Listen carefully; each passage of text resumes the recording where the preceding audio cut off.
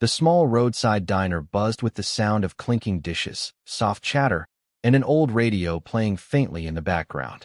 It was a quiet afternoon, the kind where the regulars sat in their usual seats, sipping coffee and pretending they had nowhere else to be. Then the door opened. A man stepped inside, tall, dressed in a simple gray coat, a travel bag slung over his shoulder. His shoes were dusty, his collar slightly wrinkled, and his hair damp from the drizzle outside. He looked tired, the kind of tired that comes from carrying too many miles and too many memories. But what caught everyone's eye wasn't the man himself, it was his silence. He stood at the entrance, glancing around uncertainly, clearly struggling with the menu on the wall. When the waitress approached, her tone was polite but rushed. "Table for one." He hesitated, then spoke softly.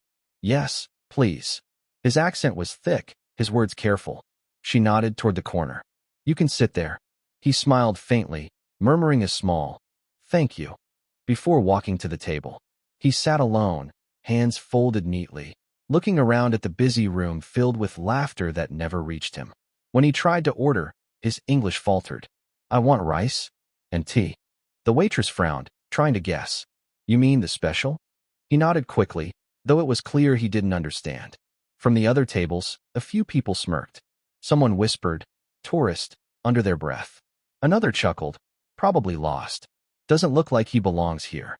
The man heard every word but didn't react. He just kept his eyes on his hands, his shoulders drawn in, like he'd learned to live with being invisible. Then, from behind the counter, a different voice spoke. "Irashaimase. Irashaimase. Welcome." Every head turned. The young waitress, Hannah, smiled warmly, bowing slightly. "Okryang, kruajosh sangarimasu ka?" "What would you like to eat, sir?" The man froze, his eyes wide. Then slowly, for the first time since he'd entered, he smiled. A real one. "Rurban you desu? You speak Japanese?" Hannah nodded. "Saoshi dake. Demo karayorkaso." "A little, but you are truly welcome here." The man's shoulders relaxed, and something deep in his expression shifted, from loneliness to quiet relief. The other waitress blinked, whispering, "You speak his language?" Hannah smiled softly, just enough to make someone feel at home. The man clasped his hands together gratefully, his voice trembling slightly. "Thank you." Everyone else, they look, but they don't see. Hannah poured him a cup of hot green tea, the steam curling between them like a bridge of warmth. The man held it carefully, bowing his head slightly before taking a slow sip. For the first time, the tension in his shoulders eased.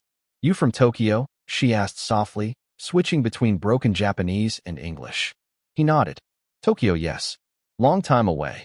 His words stumbled, but his eyes carried volumes. "I travel. See small towns.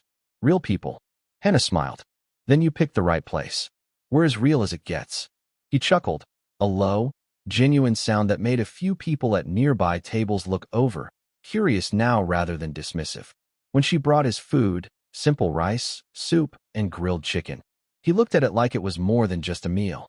"In my country," he said softly, "we say food tastes different when made with heart." Hannah smiled. "Then I hope it tastes like home." He took a bite, closed his eyes, and nodded. "It does." While he ate, Hannah noticed how he watched everyone, not with judgment, but with quiet curiosity. Every small act, a mother calming her child, two truckers arguing, a couple sharing pie, seemed to fascinate him. When he finished, he stood up and reached into his pocket, pulling out a small black wallet. Inside was a metal card, sleek, unfamiliar. He handed her the check and asked softly, "Can I pay here?" She nodded, taking the bill. "Of course. You don't have to rush."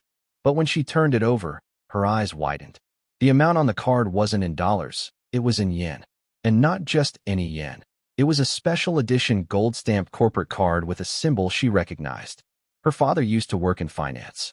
That emblem was famous, Okamura Holdings, one of Japan's largest private corporations. Her hands froze. "Sir, are you?" He smiled kindly. "My name is Hiroshi Okamura."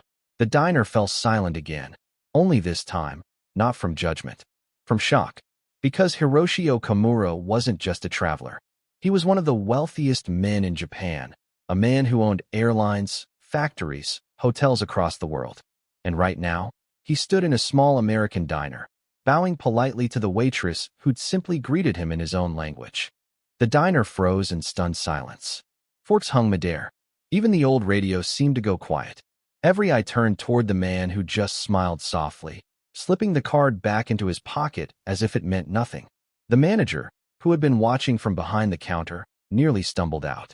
"And Mr. Okamura," he stammered. You're the owner of." Hiroshi raised a hand gently. "Not owner. Caretaker. Money is borrowed. Kindness is earned." The words hung in the air like truth itself.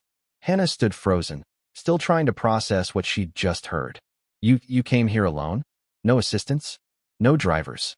He nodded. "Sometimes, when people know your name, they stop treating you like a person.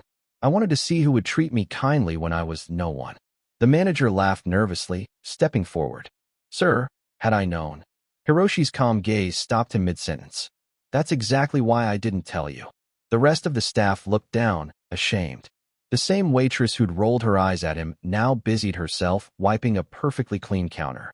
The customers who'd mocked him earlier tried to smile, but it was too late. The truth had already drawn its line. Hannah swallowed hard. "Sir, I only said hello. That's all." Hiroshi smiled, his eyes kind. "To you, maybe. But to someone far from home, a simple hello can be a hand reaching across the ocean." He reached into his coat and pulled out a small business card, writing something on the back before handing it to her. "Come to Tokyo," he said softly. "I have a hotel, the Okamura Imperial. You start there, if you wish." Head hostess. Hannah blinked. "Sir, I don't understand." "Why me?" "Because," he said, "you saw me before you saw who I was. The world needs more people like that." The manager stepped forward eagerly. "Mr. Okamura, our diner would be honored if you—" Hiroshi cut him off with a gentle smile. "Your diner will be remembered for the woman who made a stranger feel at home, not for the ones who ignored him." The door chimed as he turned to leave, the soft drizzle of rain waiting outside. Before stepping out, he looked back once more. "Arigato, Hannah. You reminded me why humility matters." When the door shut behind him, the silence that followed wasn't heavy anymore, it was awe. The manager whispered, "You could have just smiled. You didn't have to talk to him." Hannah smiled faintly. "That's what kindness is. You don't have to. You just do." Months passed. The small diner went back to its ordinary rhythm. The chatter, the clatter, the smell of coffee and grease. But for Hannah, nothing was the same. Every time the door chimed, she half expected that quiet man in the gray coat to walk through it again. Then one morning, her manager called her to the counter. "You've got mail," he said, sliding a sleek white envelope across to her. It had her name written in neat, elegant handwriting, and a small golden emblem embossed on the corner. She froze. That emblem, the same one she'd seen on his card. Her hands trembled as she opened it.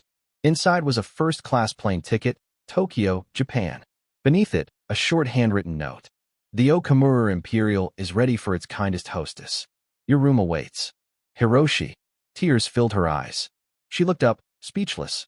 The manager blinked, realizing what it meant. "You're not seriously thinking of." But she was already nodding, smiling through her tears. "I am." Weeks later, Hannah stood in the grand marble lobby of the Okamura Imperial Hotel, chandeliers glittering above, soft music floating through the air. Guests bowed politely as she walked by in her crisp uniform.